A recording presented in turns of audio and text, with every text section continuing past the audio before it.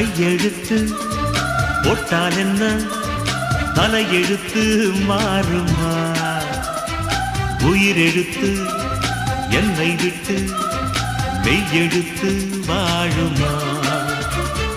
எத்தனை நாள் சொன்னதுண்டு பள்ளி அறை காவியம், சொன்னதற்கு சாட்சியுண்டு சின்னஞ்சிறு ஓவியம்.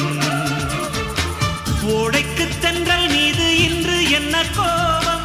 ஒட்டாமல் எட்டி சென்றால் யாருக்கு என்ன லாபம்? நீ சின்னமான் என் சொந்தமான்.